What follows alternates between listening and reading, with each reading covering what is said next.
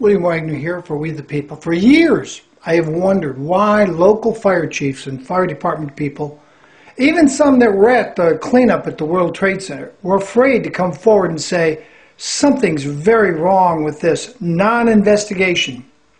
Well, finally, a New York City fireman has stepped up to the plate with the backing of hundreds of other firemen who know that the federal government did not do a proper forensic investigation on the World Trade Center collapse, especially 7 World Trade Center, the 3rd building, which no plane hit.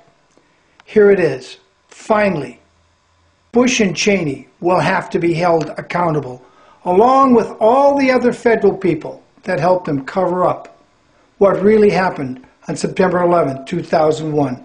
Listen carefully.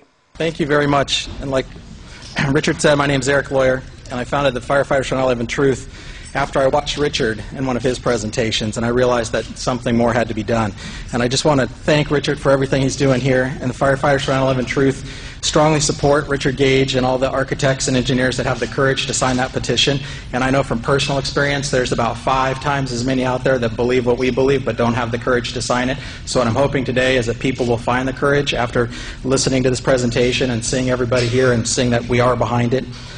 We also demand an investigation that follows the national standards and has contempt and subpoena powers. 9/11 was the greatest loss of life and property damage in U.S. fire history.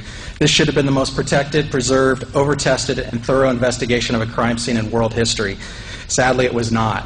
What was it? Well, we know from their own admission the majority of the evidence was destroyed.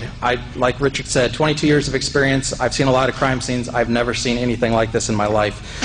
I was out at the site. I saw trucks leaving faster than anywhere I've ever seen, but I accepted it at the time, and for years I accepted it because it was a recovery and rescue operation, and that's normal to have something like that going. Again, we've never seen anything like it, but that was expected. What I didn't know for years, what was going on behind the scenes, was that evidence was being destroyed when it was shipped off.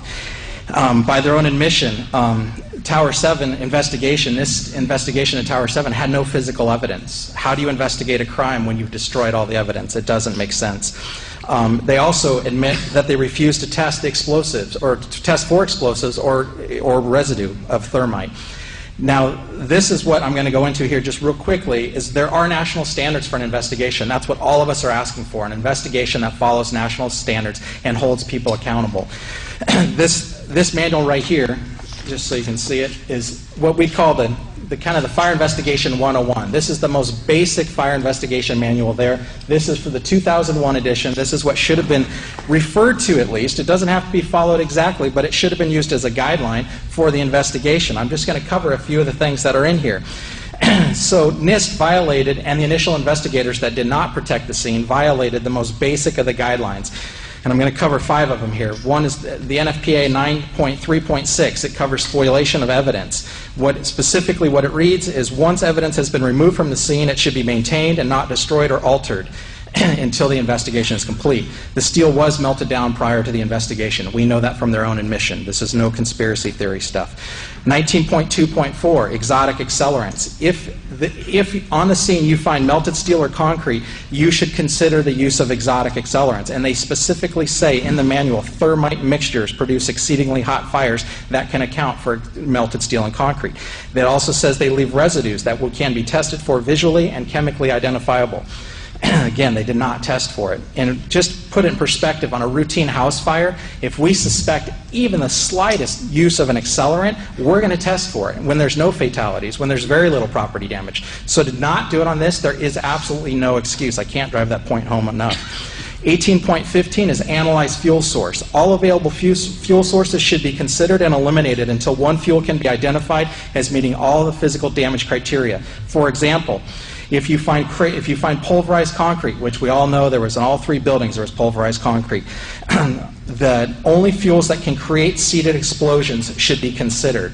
So they shouldn't be considering fires. They shouldn't be doing that. It doesn't account for pulverized concrete. They should only be considering exotic accelerants and explosives. 19.4.8.2.6, extremism. The terrorist may include fire as but one of a variety of weapons along with explosives used in furthering his or her goal. We know they used them in '93.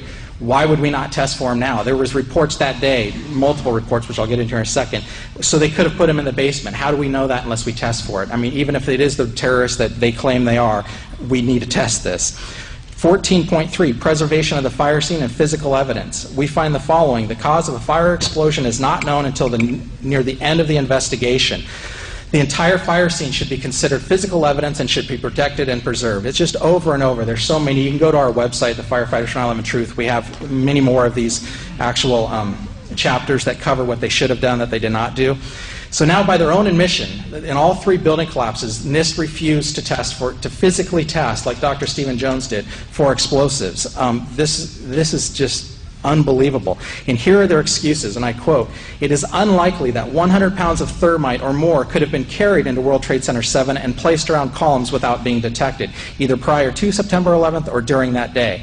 So again, I've been on a lot of fire scenes, and I've seen a lot of investigations, and why would we not test because something's hard to do? That's the exact reason you need to investigate it. If that was hard to do, we need to find out how they did it.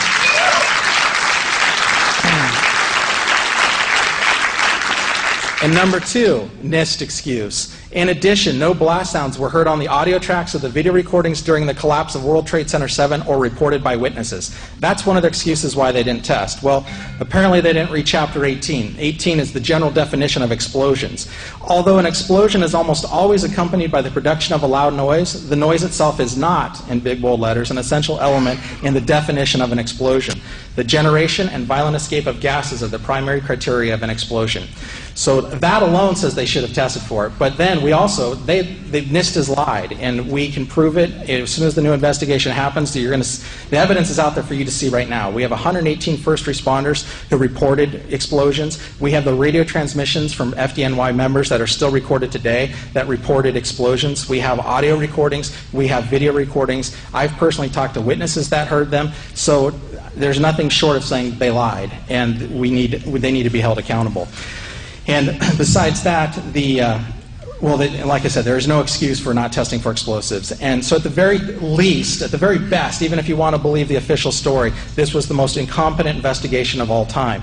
And I've talked to a lot of investigators that were there, and I asked them the specific question, why did they refuse to test? They weren't the ones who refused, but NIST did. And they said, all we can say, all they can answer is incompetence, or they tell me to shut up. They cannot give me any reason that follows national standards. So, but the reality, after all the research everybody here and the incredible people we're in the room with today have done, the reality is it was a criminal investigation to cover up the crime. So, just to finish, I'd like to read a quote. This is from a retired, decorated FDNY lieutenant. Anyone who knows the fire service, he is a stud. He worked on Ladder Company 26, Rescue Company 3, Rescue Company 1 in his career. Anyone who knows, those are amazing companies.